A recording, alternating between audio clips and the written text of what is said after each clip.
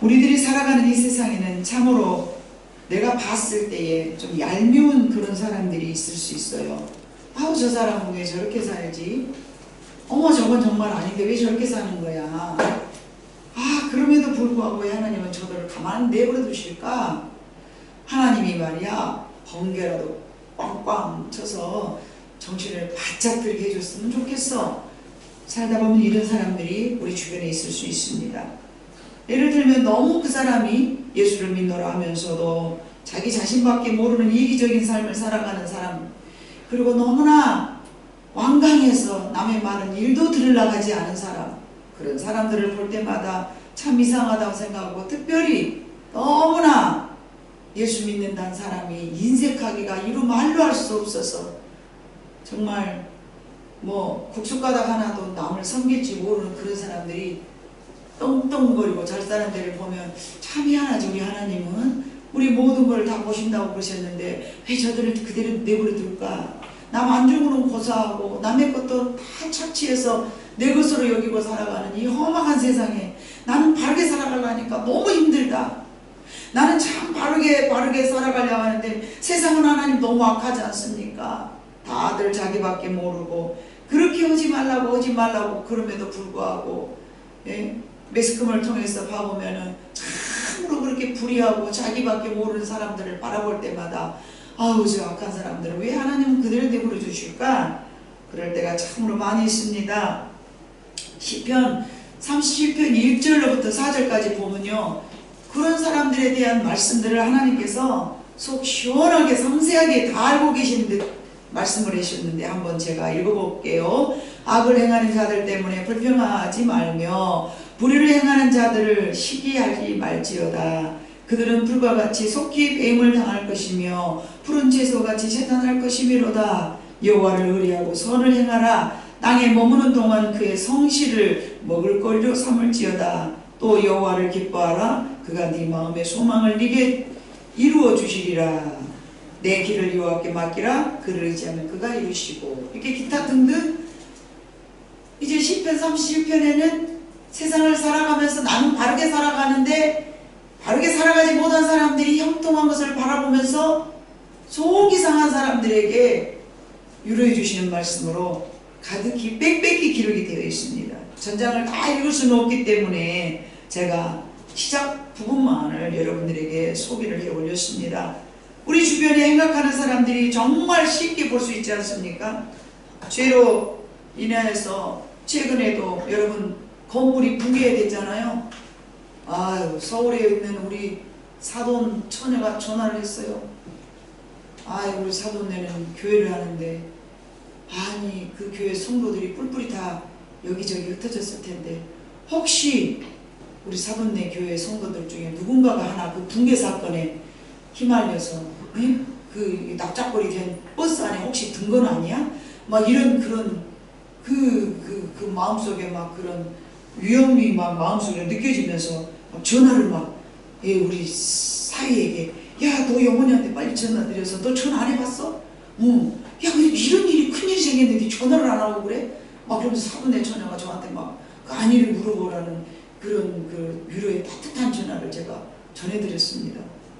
여러분 그 봐볼 때도 여러분 그 붕괴 사건이 저는 잠깐 봐서 잘 모르겠습니다만은 어떻게 보자치면은 그게 뭐 사실인지 모르겠지만 건축을 지어가며 있었을 때 붕괴하며 있었을 때에 국가에서 정해준 지정한 그 건축의 법을 그대로 성실하게 지키지 않아서라는 얘기를 제가 들으면서 마음으로 그것 때문에 9명이 무려 죽었고 지금 중상에서 입원해 갖고 있는 사람이 무려 8명이 됐는데 그들이 다 살았는지 죽었는지 생사를 제가 아직은 확인하지 못했습니다만 두 번째 날에 뉴스를 보면서 깜짝을 놀랐어요. 여러분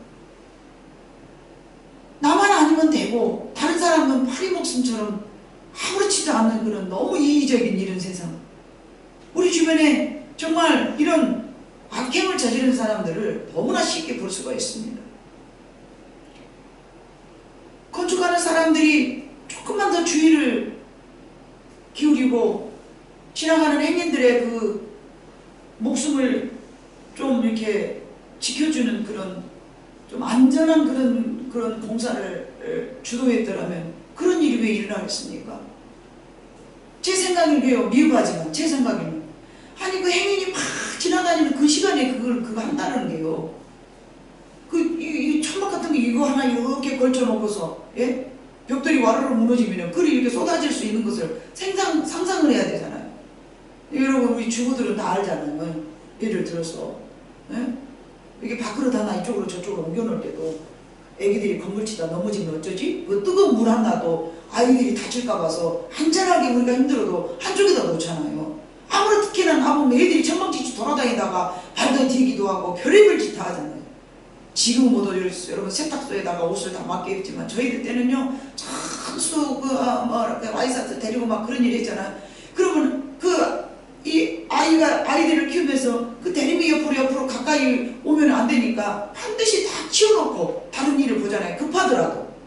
그와 마찬가지로 우리가 안전을 조금만 더 생각했더라면 그런 사고가 생겼지 않았을까. 제 짧은 생각인지 모르겠습니다. 그런 생각을 해봤습니다. 여러분 그런 안타까운 상황이 요즘 세상에는 너무나 빈번하게 일어납니다.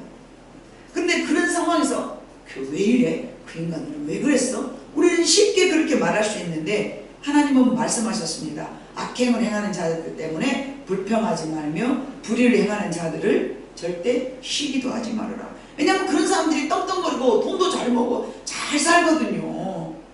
예? 그 LH 이런 그런 것들 건축하는 사람들 자기들이 다 예? 고스톱 치듯이 짜고 치는 고스톱처럼 말이죠. 자기들이 어느 일정한 땅을 딱 사놓고 여기 재건축할게 그래가지고 막 예? 느닷없이 일확천금을 또 예? 착취해가고 이런 것들이 뉴스에 빈번하게 나오잖아요. 사실인지 아닌지는 모르겠어요. 그러나 뉴스 상황을 보면 그런다 그 말이죠. 근데 그런 사람들을 보면서 하나님은 뭐하고 계시는 거야? 응? 저런 인간들 아주 그냥 옛날에는 번개라도 때리라 그러잖아요. 요즘 번개도 다 피할 수 있는 낙뢰 이런 거 다 있기 때문에 그거 안 되고 우리 마음속으로 이제 딱 저 사람들이 이렇게 나쁜 짓 하면 안 돼. 이렇게 깨우치면 다 줬으면 좋겠다. 막 이런 마음이 있지 않습니까? 근데 하나님께서는 그것마저도 너희는 하지 마라. 왜냐하면 그것 하는 것도 네가 죄를 지기 때문에 그런다. 왜냐하면 2절이 봐보니까 그들은 풀과 같이 속히 배임을 당할 것이며 푸른 채소같이 곧 그들의 삶이 약해질 것이다. 그런 것들을 바라보고 너희는 악행을 저지르지 말고 여호와를 의뢰하고 그럴지라도 너희는 오직 선을 행하라. 너희가 땅에 머무는 동안에 하나님의 성실을 너희의 양식으로 삼아라. 그리고 그 여호와를 너희는 바라보면서 너의 삶을 기대해라. 그러면 내가 네 마음의 소망을 네게 이루어 줄 것이니라. 그리고 네 길을 여호와께 온전히 맡겨라. 항상 여호와를 의지하면 여호와께서 이루어 주실 것이다. 그 너희가 착하게 사는 너희의 의를 빛같이 나타내시며 그 공의를 정오의 빛같이 하시리로다. 여호와 앞에서 너는 그들이 악행을 저지를지라도 참고 기다리라. 그러면 너희의 길이 형통하며 악한 꾀를 이루는 자들 때문에 절대 불평하지 말라. 분을 그치고 노를 버려라. 불평하지 말라. 오히려 악을 만들 뿐이라. 이게 너희가 막 왜 그래? 왜 그래? 죄인만들 왜 그러는 거야? 이건 너희가 다 죄다. 그거 하지 마라. 그거 하지 마라. 우리 믿음의 사람들은 아무리 악한 것을 보면서도 저것들을 저러면 안 되는데 그 말을 하나님이 하지 말라겠습니까? 안 해야 될 줄로 믿습니다. 왜냐하면 그렇게 말하는 자체가 또한 죄이기 때문에 그렇습니다. 하나님은 우리에게 어떤 것도 우리의 마음을 죄짓지 말라는 것으로 늘 인도하십니다. 여호와는 그래서 나의 목자라고 여러분들이 오늘 또 성신낭독을 하면서 고백하지 않았습니까?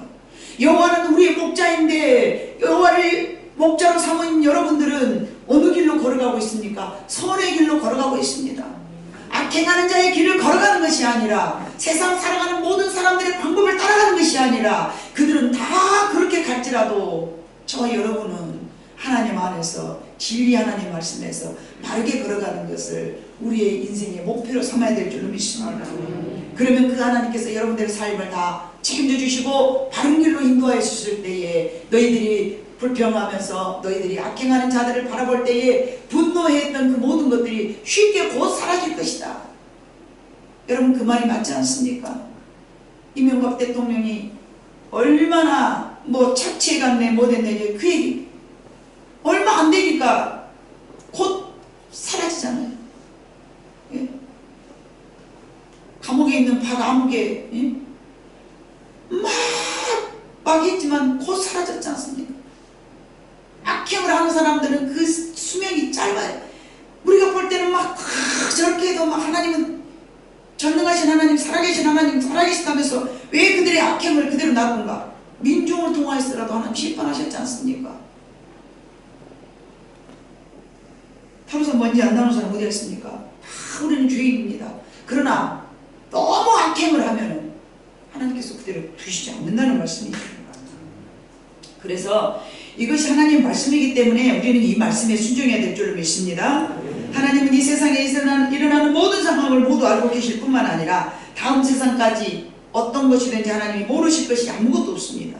그래서 그런 사람을 너희가 불평하지 말라. 그것은 너희에게 오직 죄만 될 뿐이다. 시편 109편 17절에도 이런 말씀이 있습니다. 그가 저주하기를 좋아하더니 그것이 자기에게 임하고 축복하기를 기뻐하지 아니하더니 복이 그를 멀리 떠났으며. 여러분 저 말씀을 제가 지어낸 말이에요? 하나님의 말씀이에요? 하나님의 말씀이 저주하기를 좋아하더니 그 저주가 자기에게 임하고 축복하기를 기뻐하지 아니하더니 복이 그를 멀리 떠났으며. 항상 성도의 입에서는 여러분 모든 사람에게 복을 빌어줘야 됩니다. 그 복이 그냥 여러분한테 부메랑처럼 다시 돌아오는 거예요. 악한 줄 알면서도 죄된 삶을 살아가는 것을 분명히 우리 눈으로 보면서도 저주하기를 좋아하지 말고 축복하기를 좋아하는 여러분 모두가 되시기를 우리 주님이 기다리실 줄로 믿습니다. 제가 원하는 게 아니라 하나님이 원하십니다. 그게 말씀입니다.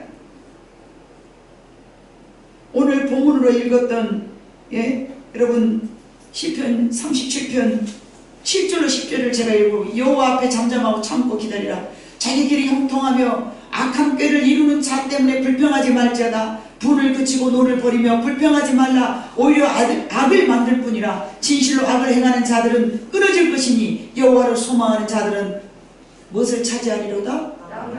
여러분이 그렇게도 좋아하는 땅을 차지한다잖아요. 네?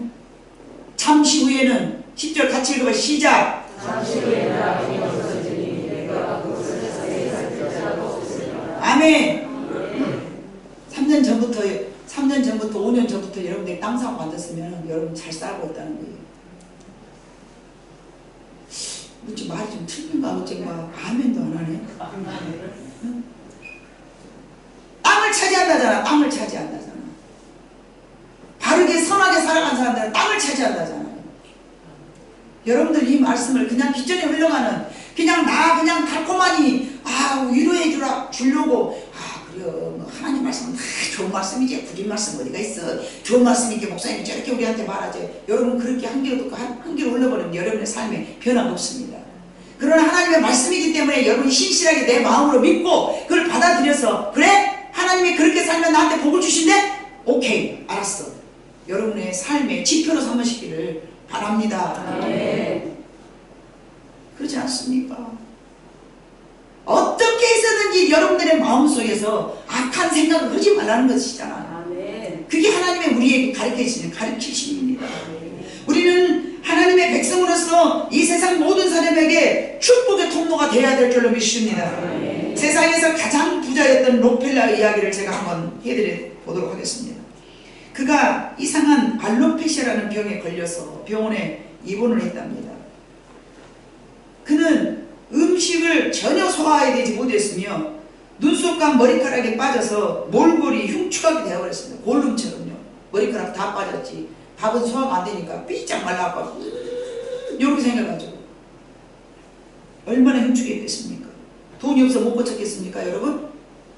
세계에서 제일 부자인 록펠러가요 돈이 없어 못 고쳤겠냔 말입니다. 온갖 병원 다 다니면서 그 병을 고쳐보려고 아무리 노력을 했지만 고쳐지지 않았어요. 어느 날 그가 입원해 있었던 병원 한 중앙 로비에가 이런 말씀이 써져 있었더랍니다. 미국이니까 우리 한국 같았으면 이런 글귀가 안 써지죠. 예? 우리 한국 같았으면 뭐 사자성 하나 써지고 뭐 입춘대길이 뭐 이런 거 써지잖아요. 그런데 기독교의 그 정신으로 세워진 나라이잖아요. 지금 좀 약간 부패되고 뭐 연판 안 좋고 그런다 할지라도 이런 말씀이 써있어. 주는 자가 받는 자보다 더 복되도다. 사도행전 20장 35절 딱 이렇게 적어져 있었어. 그 노비애가. 그 말씀이 자기 눈에 딱 들어오는 순간에 그의 마음속에서 짜릿한 정유를 느꼈다 그래. 어머! 주는 자가 받는 자보다 더 복돼? 깜짝 놀랐어. 그 말씀이 자신의 마음속에 전율이 흐를 그때 즉시 눈을 감고 잠시 삼각에 잠겼어. 그 짧은 한마디가 자기의 마음을 막 사로잡는 거예요. 그 순간에 어디선가 병원 한쪽에서 병원비 문제로 환자의 가족과 병원 측이 막 다투고 막 왔다 소리가 막 나는 거예요. 뭔 소리냐? 그리고 가만히 귀를 기울여 봤더니 어떤 환자가 병을 고치고 병원비가 없어가지고 이제 병원비도 안 내면서 수술을 할 수가 있냐 마냐 막 그러면서 막 소리가 나는데 그 엄마는 애걸복걸을 하면서 한 번만 봐주세요. 제가 꼭 갚겠습니다. 한 번만 봐주세요. 막 이러고 하고 있는데 그 딸이 그 환자인데 구석지 앉아서 얼굴은 창백해져가지고 벌벌 떨면서 긴장해가지고 혈이 달달달달 떨고 있는 모습을 록펠러가 본 거예요. 그래서 자기 비서를 시켜가지고 야, 저 병원비 아무도 모르게 내가 내준다고 그래요. 그리고 가서 이제 병원비를 갚아준 거예요. 갚아줬어요. 그 후 록펠러가 다시 그 병원을 갔었을 때 그 소녀가 회복된 모습으로 병원에 가 있더랍니다. 그래서 그 모습을 보면서 너무 그것이 얼마나 기뻤는지 록펠러가 자기의 자서전을 쓸 때에 자기 인생을 쓰면서 내 인생에서 그 소녀를 다 건강해하고 돌아다니는 그 소녀를 보면서 너무 희열에 넘쳤다. 나는 내 인생에서 그 일이 가장 행복했던 순간이었다라고 자기 자서전에 그렇게 기록했다고 그래요. 그런 일이 있고 난 뒤, 그러니까 그 어린 그 소녀를 치료해주고 난 뒤 록펠러의 삶이 180도로 완전히 달라졌대요. 그가 병을 앓을 때는 54세였어요. 54세. 젊은 나이에 그 병이 걸린 거예요. 그래서 그 뒤로부터는 돈을 버는데 자신의 인생을 투자하지 않고 돈을 잘 쓰는 일에 투자를 했대요. 남에게 베풀어주는 삶에 자기 삶을 이제 살겠다라고 결심하고 그 뒤로부터 실천하였대요. 그 후 뜻밖에도 그렇게 고쳐지지 않았던 그 병이 점차 회복되기 시작했고 그는 하나님의 은혜로 98세까지 행복한 삶을 살면서 록펠러는 지금도 그 나눔의 재단이 있는데 나눔의 재단을 세우고 베푸는 삶을 살았다고 합니다. 그가 고백하기를 내가 살면서 이처럼 행복한 삶이 있었다는 것을 미처 몰랐다고 고백했다고 그래요. 55년간 나는 항상 쫓기면서 살았지만 43년은 정말 행복한 시간이었다라고 사랑하는 자신의 아들에게 자신이 경험한 것을 말을 하면서 나눔의 힘에 대한 그런 것을 짧은 글로 남겼다 하는데 이렇게 썼다고 그래요. 나는 아주 오래전 돈을 남에게 나눠주기 시작한 후부터 재산이 점점 늘어나는 선물을 받게 되었다. 그리고 나는 행복한 인생이 되었다 라고 그는 아들에게 말하였다라고 합니다. 누군가를 도와주고 난 뒤로부터 그는 처음부터 부자가 아니고 누군가를 도와주고 난 후부터 그는 세계적인 가장 부자가 된 것이죠. 오늘 본문의 말씀을 봐보니까 21절에 그렇게 말씀하셨어요. 악인은 꾸고 갚지 아니하나 의인은 은혜를 베풀고 주는도다. 악인들은요 남의 돈을 꼬갖고요 안 갚아버려. 그러면서도 옛날에 저 어렸을 때도 봐보면요 그 꼬서 쓰는 사람이 그 남의 빚을 갚기 위해서 허리띠 졸라매면서 안 쓰고 막 그럴 것 같잖아요. 그런데 그러지 않아. 잘 써. 본인은 잘 써. 다른 사람 빚 얼른 갚아야 된다. 내가 저 사람의 돈을 꽂아 썼으니까 얼른 갚아야 되겠다. 이런 마음을 먹을 것 같잖아요. 근데 안 먹어. 희한해. 사람들은 하나님 말씀하셨어. 남의 돈을 꾸어다가 쓰면서 안 갚은 사람은 악인이라고. 악인은 꾸고 갚지 아니하나 의인은 은혜를 베풀고 늘 주는도다. 아멘? 아멘. 늘이라는 말은 제가 붙였지만 의인들의 삶에 대해서 비교하면서 여러분 말씀하셨어요. 악인은 꾸고 갚지 않는단다. 그러나 의인은 늘 은혜를 베푼단다. 악인과 의인에 대한 정의를 하나님 내려주신 거예요. 14절 봐보니까 악인이 칼을 빼고 활을 당겨 가난하고 궁핍한 자를 엎어뜨리며 행위가 정직한 자를 죽이고자 하나. 악인들은 바르게 살아가는 사람들을 늘 죽이려고 해. 그러나 15절 가보니까 그들의 칼은 오히려 그들의 양심을 찌르고 그들의 활은 부러지리로다. 16절 의인의 적은 소유가 악인의 풍부한 거다 나도다.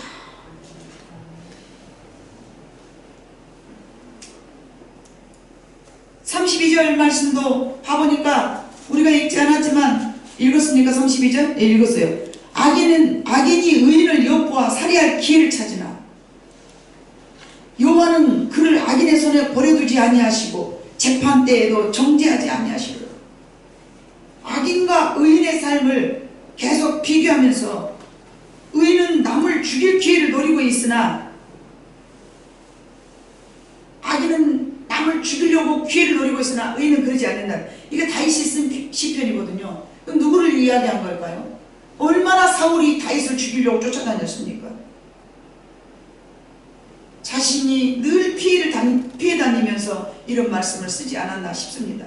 사도 바울 역시 여러분 사도행전 20장 33절 35절 봐보니까 내가 아무의 은이나 금이나 의복을 탐하지 아니하였고, 바울이 말한 거야. 나는 남의 은이나 금을 꼭 남의 옷을 탐내본 적이 없다. 남의 것을 탐내본 적이 없다. 34절 여러분이 아는 바와 같이 이 손으로 나와 내 동행들이 쓰는 것을 충당하여 범사에 여러분에게 모든 모본을 보여준 바와 같이 내가 수고하여 약한 사람들을 돕고 또 주 예수께서 친히 말씀하신 바 주는 것이 받는 것보다 복이 있다 하심을 기억하여야 할지니라. 바울은 복음을 증거로 다니면서도 다른 사람에게 피해를 주지 않기 위해서 자기 쓸 것을 자기가 스스로 마련하여서 오히려 다른 사람들에게 나눠주었다라고 본인이 저렇게 말하면서 나는 모든 사람들에게 본이 되게 하기 위해서 나는 그렇게 살았다라고 말하고 있습니다. 그러면서 주는 자가 받는 자보다 복이 있다. 더 복되도다.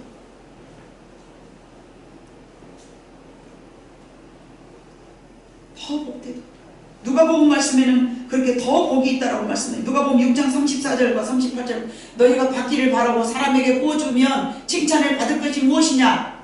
남을 꿔줄 때 예수님은 네가 꼭 갚어 그 말하지 말고 꿔주라 이 말이에요. 예수님은 한 걸음 더 나아갔어요.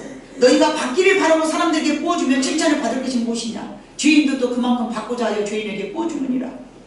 의인이 아닌 죄인들도 돈 꿔주고 돈 갚을 때 꼭 받으라. 아니 너 꼭 이거 체육증 쓰면서 야 너 이때 꼭 갚어 뭐 이러면서 한다는 것이죠.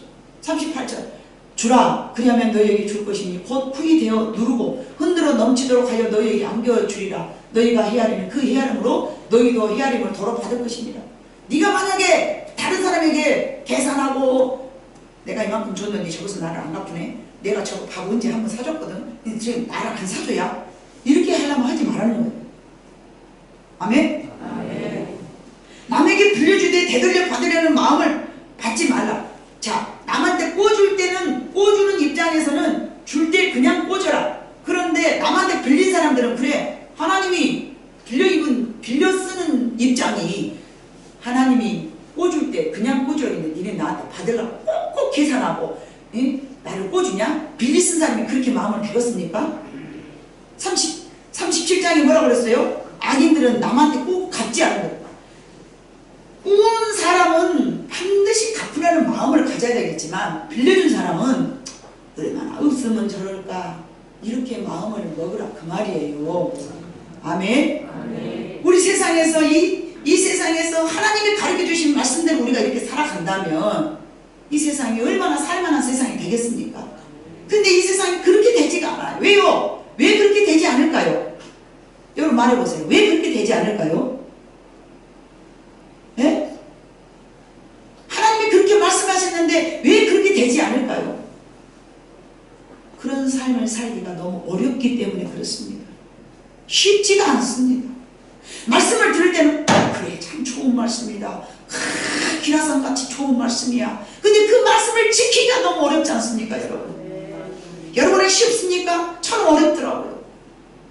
여러분이 쉽습니까? 저는 그 말씀 한 말씀 지키기가 너무 어렵더라고요. 하나님이 이거 꽂으면서 받을까 생각하지 말고 꽂으라고 그랬는데 과연 내가 바르게 그렇게 하고 있는가? 악행하는 사람들을 바라보면서 불평도 하지 말라고 그랬는데 과연 나는 그렇게 하고 있는가? 그 말씀 지키기가 저는 너무나 어렵습니다. 하나님의 말씀을 지키고만 살아간다면 이 세상이 그래서 너희는 이 세상에 썩어져갈 세상에서 빛이 되어라. 너희는 이 세상에 썩어져갈 세상에서 소금이 되어라. 그리스도인들이 바르게만 살아간다면 나 때문에 우리 이웃들이 행복해질 줄로 믿습니다. 그리스도인들이 그렇게 못 살고 있지 않습니까? 다른 사람 책망하고 뭐라고 나무랄 것이 없어요. 우리가 그렇게 살고 있다면 내 주변이라도 최소한 행복해야 되는 것입니다. 너희가 만일 헤아리면 그 헤아리는 대로 아버지께서도 너희를 헤아릴 것이야. 저것이 나를 아유 내가 밥 한 그릇 사줬는데 저것이 절대 지만 얻어먹고 절대 나한테 밥 한 그릇 안 사주네. 이건 계산하는 거예요. 그 헤아리는 거예요. 계산하는 거예요. 그럼 하나님께서 하나님 저 복 주세요. 그러면 내가 저것을 줄구나 말구나. 그 법을 하나님 나한테 적용시킨다는 거예요. 내가 적용시키는 그 법이 여러분에게 적용된다는 거예요. 남을 비판하는 사람은 하나님께서 여러분을 열심히 비판하실 것이고 악행을 저지르는 사람까지라도 용서하신다면 하나님께서는 여러분을 용서하실 것이고 개인마다 내가 다른 사람에게 적용하는 그 법이 여러분에게 하나님께서 적용시킨다는 말씀이십니다. 왜요? 하나님은 공평하시기 때문에 그렇습니다. 너희가 만일 헤아리는 대로 아버지께서도 너희를 헤아릴 것입니다. 저는 이 말씀을 생각하면서 그래요. 내가 헤아림을 받지 않으려면 항상 그 누구도 헤아리지 말자. 아버지가 거치시겠지. 나는 하나님의 말씀을 증거하는 자지. 그 사람에게 찬소리하면서 이래라 저래라 저래라 이래라. 바울이 그랬죠. 일만 스승은 있으나 아비는 없도다. 스승이란 것은 뭡니까? 가르치는 사람이요. 맨날 하나님을 가르쳤던 바리새인들. 아버지 되는 마음으로 품어야 되잖아요. 아버지 되는 마음으로 어쩝니까? 다른 사람들이 잘못하면 허물을 다 덮어줘.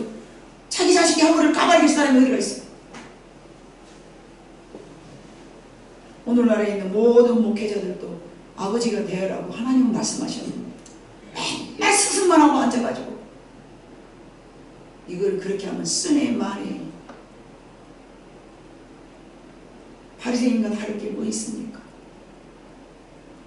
하나님께서 주는 자의 삶에 대한 법칙을 규정 지으셨는데 그렇다고 우리가 내가 먹을 것을 없는데 남에게 주자는 말씀이야. 빚내갖고 남을 주자는 것도 아니고 내가 콩 한 조각도 없는데 예? 하나님은 나눠주라고 했으니까 막 퍼다 갖다 줘. 그것이 아니죠. 그런 뜻이 아닙니다. 내가 감당할 수 있을 때 우리 집에 두부 한 모가 있는데 옆집에 지금 그런 사람이 없지만 예를 들어서 옆집에 가난한 사람이 두부 한 모도 못 먹는다면 내가 한 모 다 먹지 말고 나눠서 줄 수 있으라 그 말이죠. 막 빚내다가 막 아주 갖다 주라는 그런 뜻이 아닙니다. 록필라가 한 소녀를 도와줌이란 록필라에게는 쉬운 일이었어요. 여러분 맞죠? 록필라가 부자인데 한 병원에 병원비 정도 도와주는 것은 간단한 일이라니까요. 내가 충분히 할 수 있는 일이라니까요. 하나님은 여러분들에게 너무 무거운 짐을 매주지를 않습니다.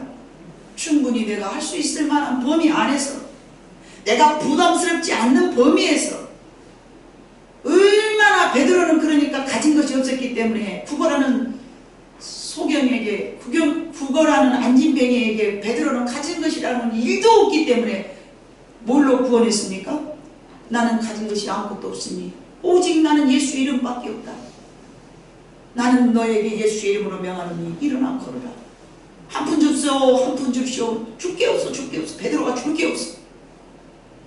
줄 게 없으니까 야, 빚 좀 내갖고 와봐. 베드로가 제자들에게. 응? 자가 주라고 하잖아. 빚 좀 갖고 오라니까. 그게 아니에요. 그게 아니에요. 내게 있는 것으로. 나는 예수 이름밖에 없어. 그러니까 예수 이름으로 너에게 명하노니 너 일어나 걸어라. 할렐루야. 네. 우리는 하나님의 말씀을 정확하게 알아야 됩니다. 네. 내가 부담스럽지 않는 범위에서 베드로는 자기 자신이 가진 것이 없었기 때문에 안진뱅이를 일으킬 때 오직 예수 이름으로 그를 구원해 준 줄로 믿습니다. 잠언 19장 17절에도 이런 말씀이 있습니다. 가난한 자를 불쌍히 여기는 것은 여호와께 부어드리는 것이니. 여러분, 왜 하나님께서는 저런 말씀을 하셨을까요? 가난한 자를 불쌍히 여기는 것은 여호와께 부어드리는 것이니. 이거는 뭐예요? 하나님이 반드시 갚아주신다는 강한 말씀인 줄로 믿습니다. 그의 선행을 그에게 갚아주리라. 구워줬으니 갚아야 되지 않겠습니까? 가난한 자를 불쌍히 여기는 것은 여호와께 구워드리는 것이니 그의 선행을 그에게 갚아주시리라. 우리는 축복의 통로가 되어야 됩니다. 예수 믿는 사람은. 아멘? 나를 통하여서 누군가에게 좋은 것이 내려가야 돼. 축복의 통로란 저 사람하고 같이 있으니까 내가 이런 덕을 받네? 저 사람하고 있으니까 내가 이렇게 기쁘네? 내가 저 사람하고 같이 있으니까 내가 행복하네? 그러면서 나는 축복의 통로가 되어야 되는 거예요. 그것이 내 가족이 되었든 내 이웃이 되었든 우리 교회 성도가 되었든 나를 만난 모든 사람들이 나 때문에 행복해져야 돼. 기뻐져야 돼. 이익이 생겨야 돼. 아멘. 그러려면 나는 조금 내가 두 개 먹어야 되는 거 하나는 나눠줄 수 있는 거. 나를 통해서 정말 누군가가 나 때문에 복을 받을 수 있는. 그런데 우리는 알게 모르게 얼마나 저주의 통로가 되고 있는 줄 아십니까? 알게 모르게 우리는 저주의 통로가 되고 있어요.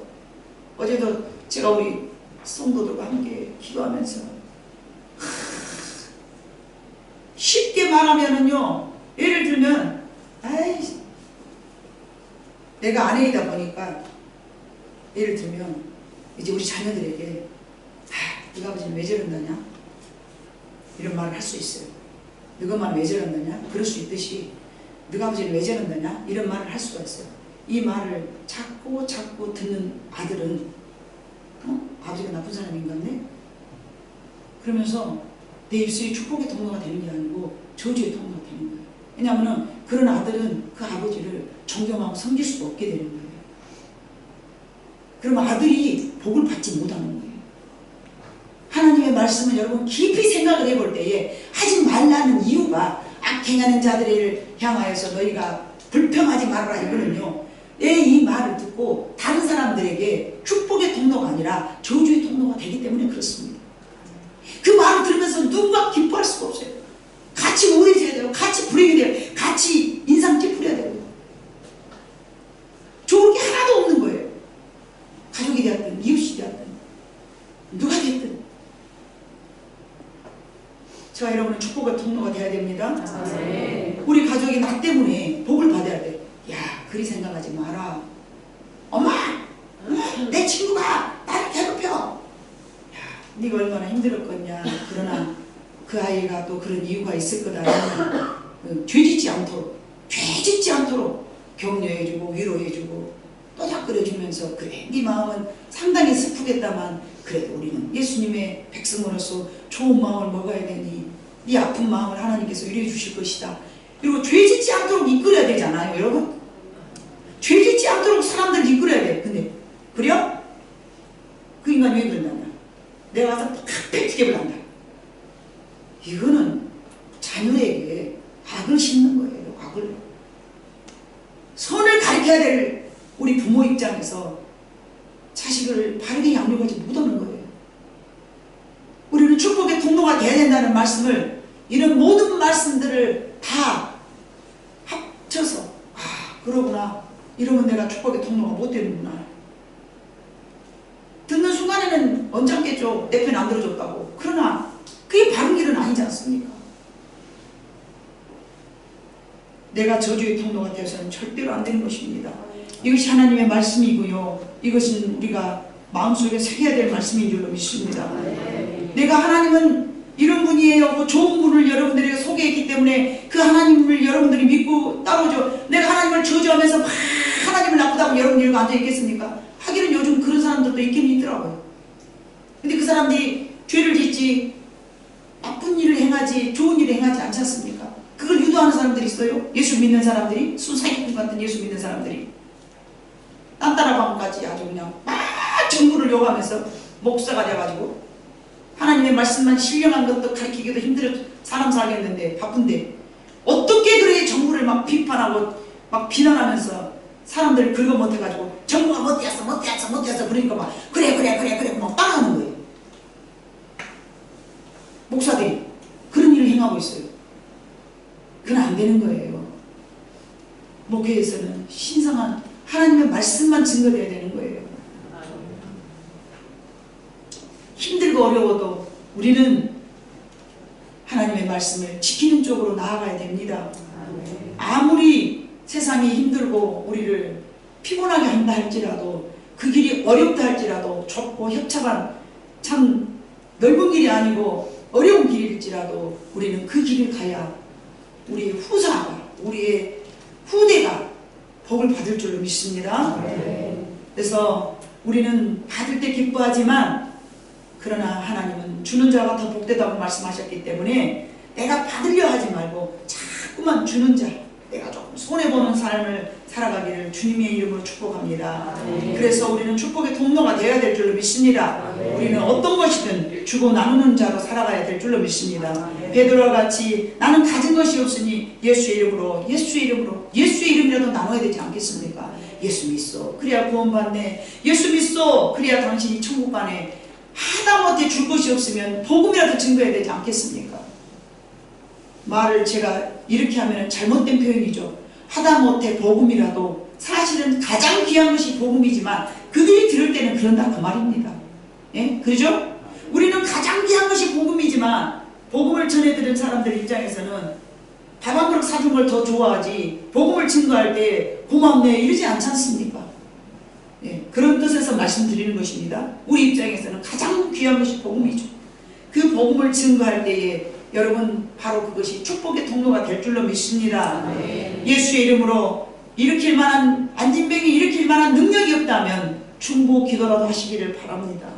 하나님 과거에 저들이 잘못 살아왔던 죄를 용서하시고 저들이 바로 살아가기를 원하며 하나님의 백성이 되기를 진심으로 원하오니 하나님 저는 이웃에게 아무것도 줄 것 없어 이 기도라도 하나님 앞에 드립니다. 받아주시옵소서. 여러분이 그 정도는 할 수 있지 않겠습니까?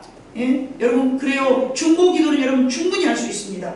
시간을 내어서 아무리 바쁠지라도 이웃을 위해서 기도할 수 있는 나눠줄 수 있는 삶을 살아가기를 주님의 이름으로 축복합니다. 내게 있는 것은 기도할 수 있는 능력이 있어. 가진 것이 없어서 못나는 것이 아니라 받기를 더 좋아한다면 나누고자 하는 마음이 사라질 줄로 믿습니다.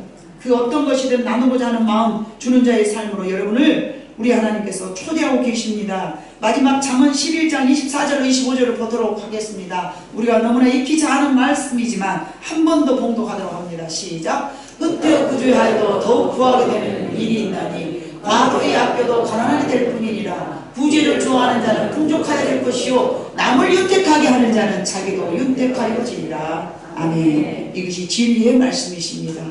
기도하시겠습니다. 사랑 많으신 아버지 하나님 참으로 감사합니다. 연약한